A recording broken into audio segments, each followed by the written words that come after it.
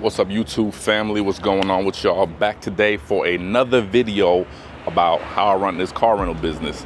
So today I had a situation that, I don't really do too much anymore, but I wanted to take care of it firsthand to show you guys what it's really like. Because a lot of people talk about this business, but they don't talk about this part, and that is what happens when a customer does not bring your car back and you pretty much gotta go get your shit. So let me run y'all down what exactly happened. Had a customer rent for a 2-day rental, no reviews, was a very first customer to Turo, or her first time renting. So, I had nothing to go off. And even if I did, Turo's automatic booking system, you can't pick and choose anyways, right? You just run it as they come. So she had the car for a couple days, and then she extended one time.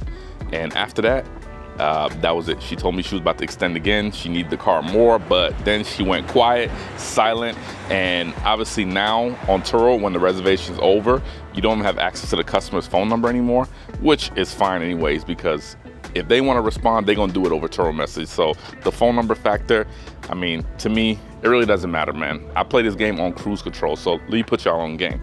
So she didn't bring it back. Now, this is a pro tip. I don't do nothing for 24 hours, all right? 24 hours after the reservation ends. An hour, 2 hours, I'm not coming to pick my car up. That's just too much, unless there's crazy red flags, but I've rarely had to do that, and I have 3,000 trips under my belt. So I gave it a whole 24 hours. She still didn't extend, still wasn't responding. Now, obviously, I have GPS on all these cars, which is another must. GPS, kill switch, spare keys. These are the big 3 game savers that help make this a smooth transition today, because without those, I don't know, it might have been ugly. So she stopped responding, 24 hours went by. I'm looking at the car, I'm watching, I'm seeing she's still kind of in the area. She's around like 30, 45 minutes away. Last night, I just so happened to check the GPS. I noticed that she was very close to my pickup and drop off location. So what I do, I killed that kill switch. Now, sometimes when you kill it, they'll try to call you and, make the payments and all that. And just so you guys know, even if they're 24 hours late, they can still extend the reservation. But they would have to call Turo.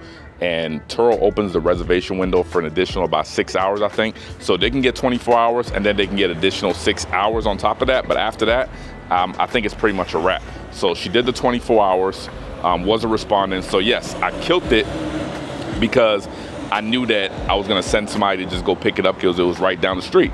So killed it, she couldn't move it. Usually I'll just call Turo to pick the car up. I needed content for this channel, so I'm like, you know what? Let's go check this car out. I took my cousin, me and him went over there, knocked on the door, nobody answering the door. I look in the garage is open, there's like 2-3 cars out there, so somebody could have been out there, they could have just been scared. I don't know whatever the case is, but I knocked on the door. I was just gonna say, hey, somebody rented this car, I'm just need my keys. If y'all want, I can call the police and we can handle it that way, or you just hand the keys over and I take my car and just leave, boom.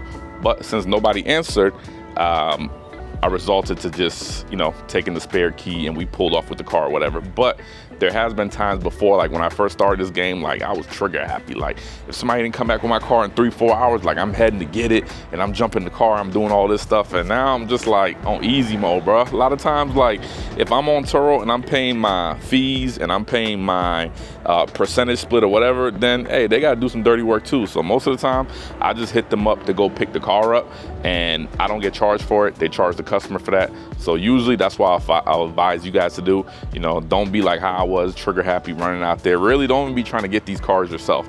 But in this situation, somebody would have still had to come out because the car was in a driveway and the truck it would have been really difficult for a truck to get this car out.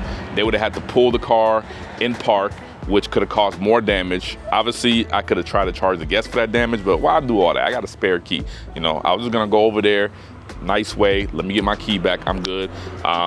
90% of the time, people will give you the key.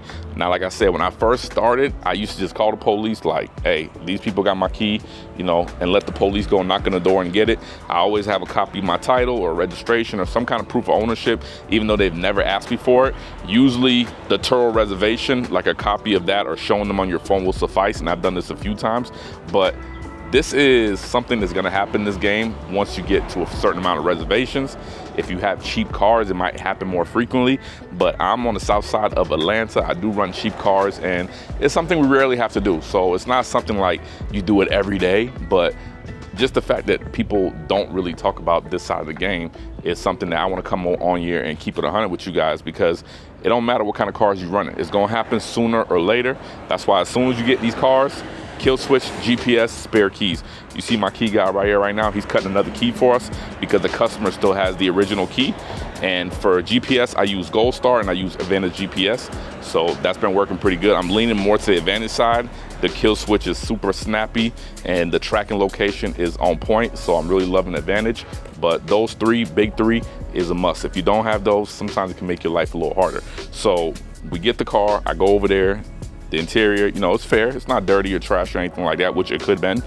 But I noticed there was some damage to the front bumper. And some customers, they're so scared of altercations that they might not want to bring it back because of this. I'm not sure if this is what happened. I mean, me, for one, I'm not those kind of hosts that go off on you if something happens to the car. I'm gonna just do a damage claim because I know you didn't intentionally do it. But even if you did intentionally do it, what I'm gonna do, it's the rental game. I'm gonna just do a claim and keep it moving. I'm not in the game of trying to act like this is my personal car, trying to fight over the car, trying to argue. Like, no, I've had customers who damaged the cars, apologize, I did a damage claim, they paid it, and they came back and still run it. So it's all good. I'm not taking anything personally.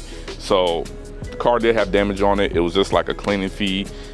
So it wasn't horrible. I don't know why this lady didn't want to bring it back, but whatever the situation, once you're 24 hours over, me personally, I just like to go get my shit back. So that's what we did, and the car is right here. You see, it's in great condition. I'll probably put it back out tonight, honestly, but I just need to get the other key made. I do have my original key. She still has one, so once the key guy is done, he's gonna give me that invoice. I'm gonna file a damage claim for the key, and I've never paid a deductible for a replacement key, so I'm expecting that to be the same right here. I'll follow up with another video, but the reason I don't mind about the 24 hours lateness, because I always get that additional use improper return fee, and whenever I go out to self-repo the car, Turo always pays me. So if you're somebody who, you know, like I said, I don't want you guys going out there to try to get the cars yourself. If you have somebody that can go out, just be like, hey, the car's right over here, I'll throw you $50, I'll throw you $100. Because if you self-repo, you could put that as a reimbursement and Turo will pay you. They might not come out and tell you, but this is something that I found out like 2 or 3 years into Turo because somebody else told me. So you absolutely can get a self-repo fee. You're gonna get that additional use, you're gonna get that late return, you're gonna get that improper return. Like, they're gonna add so many fees, bro. It's gonna be like a whole week rental. And in addition to that, you know, I'm gonna get reimbursed for this key anyways. So for me, it's just another day in the life of a rental car owner, a Turo host. You know, it is what it is, but somebody else, this might be a deal breaker for them where they're like, oh, nah, I can't do this no more. For me, like I said, usually I don't even go out there. I just want to do it for the content, just to give y'all like a hands-on feel, what that feel like. Yeah, everything worked out good. I definitely couldn't let her keep my baby another day without paying, because this is one of my favorite cars, the 2014 Camry, the XLE version. This version is premium and I love it. It's a great money maker, and I'm looking to add more to the fleet just like it. Everything looking good? Yeah, I'm almost done. I gotta just take this key out and check to make sure everything's good. Okay. Cut the little door. No problem. So he's cutting the key now. He's almost done with that. It only takes about 30 minutes. And usually, hey, how much does key run? I just tried to get a 150 for it. 150, okay. So 150 for this key. Of course, like I said, the customer, she gonna pay for that. I'm not eating up that L. So at the end of the day, I'm gonna make out good on this, so I'm not even tripping. This car's gonna go right back out. If I put it out right now, it's a Friday, it's gonna go like that. And I rent that car from anywhere between $45 to $55 a day, and it has a really high utilization. So I'll share that number with you guys too right here. And that's why I said in Toyotas and the Hondas, they going. So yeah, that's what it is. Don't be scared of this. There's no business that doesn't have certain risk to it. So that's just one of the things you gotta deal with in this business. Like I said, it doesn't happen too often, but I usually send one of my guys to go pick the car up, or I'll send Turo. In this situation, a spare key saved the day because it was parked on a slope driveway incline. So it would have been ugly trying to just pull it and snatch it and tow it anyways. But like I said, I did notice a few parts in their driveway. I don't know if that's like their thing. They got the car for that. I mean, the car was moving around, so I don't think they were trying to get parts off the car necessarily. But what happens if they were trying to get parts off the car? Well, I would take it to my shop. I would let my mechanic do a full, thorough checkout. And if I noticed the car doing anything funny that it wasn't before, then I would ask the mechanic if he can kind of write something up to show that, hey, this car is missing these parts and that part. And it's absolutely possible that Turo will reimburse you for that. In this case, I don't have to do that. Everything checks out good. We drove the car back. I drove it to the gas station to get the gas. So yeah, everything good. I don't think that was their intention, or maybe they just didn't get to it yet. But yeah, in this case, it worked out good. So, you know, another day in the life. Like I said, hey, what you gonna do, man? People are crazy out here. Now, one thing, I gave her a 1-star review, and I warned other hosts about this guest. The only way she can rent again from on Turo is to pay this invoice, pay this damage claim she about to get hit with, pay all these fees. So she ain't about to do that. She done. She ain't about to rent off Turo no more. But just in case she did, I made that 1-star review, and I left a nice little description in there that, hey, this lady did not bring the car back. I had to repo my car. Stay clear of this lady. 1 star. If you guys don't know, if you give a customer a 1 to 3 star, they can't rent from you again. But just to warn other hosts about it. So if I get a guest that has 1 trip and it's a 1 star, and another host said they have to repo the car and this and that, I mean, I live on the wild side, so I might still do it. But normally, that's grounds to cancel a reservation. Just, you know, if you're not canceling too many reservations, they're gonna waive that fee. I've never been charged a fee for canceling on Turo, even though I have canceled. But if you're not canceling within 10 reservations, then, you know, they waive the $50 fee. But if you did get the fee, I mean, I would eat it up. But like I said, I live on the wild side. What can I say? I've been doing this too long. But yeah, that's what it is right now. So you can see right here, the lot is clear. There's nothing in the shop right now. Everything is out. It's Friday evening, so slow motion. And this car, once he's done cutting the key, we're gonna clean it up, and it will go back out today because, yeah, no cars can't sit around here without making money. Like, you gotta pay your rent, you gotta pay your dues. So, all right, y'all, appreciate it. If you got value out of this video, of course, smash that like button. And if you're not subscribed already, what are you doing? All right, catch y'all next time around.